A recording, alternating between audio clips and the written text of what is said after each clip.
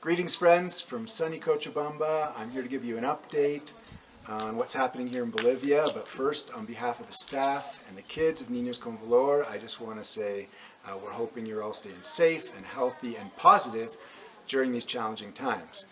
Here in Bolivia we're still living under a pretty strict quarantine. That means that in addition to closing non-essential businesses and moving schools to remote learning setups, there's a lot of restrictions on movement. So adults between the ages of 18 and 65 were able to go out one day a week for 5 hours to buy groceries, medicine, you name it.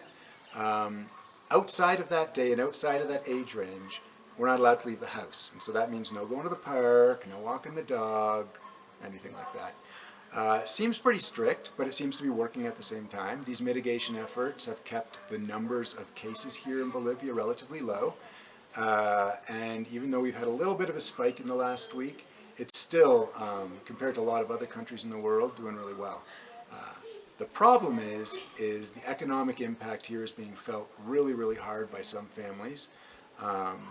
Despite the bonuses and the loans that the government's giving out, there are families here who literally earn their daily bread on a daily basis. And they're feeling genuine hunger pains and desperation right now. And so there's a bit of a push to try to open the country up a little more. We're approaching the end of the current quarantine period, so we're expecting in the next couple days an announcement about extending it, but it's likely that there will be some opening up of some aspects of society just because it's getting really hard for a lot of families to live. As for ninosconvalor, we're doing pretty well. We, along with police and medical professions, because we work with a vulnerable population, we're accepted from those restrictions, and so we can go around town in our van. We're allowed to do pick-up and drop-off services for staff.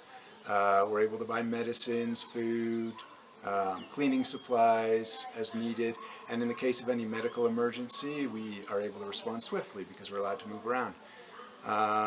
Here at the residential home, the kids seem to be taking it pretty well. It is a huge blessing that in December we moved onto this property because there's so much space both indoors and outdoors.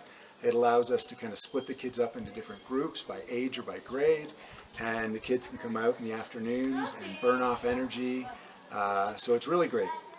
The routine here has changed a bit since the pre-quarantine days.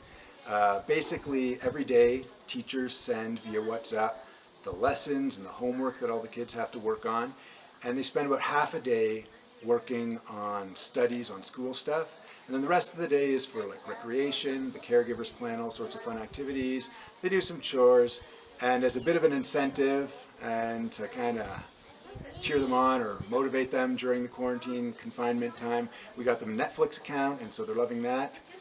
Yeah. And then on the other side of town, our transition program, our young women there are also doing really well.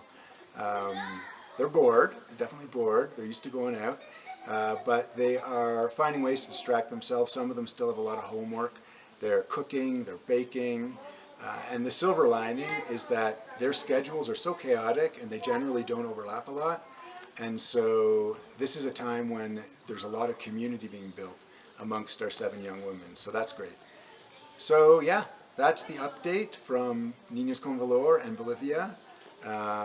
We want to thank you guys for being interested and continuing to support us, and we want to encourage you to keep praying. Our kids, for example, for their health, we have a lot of kids who have already weakened immune systems, so we want them to stay healthy in this crisis. And for our staff.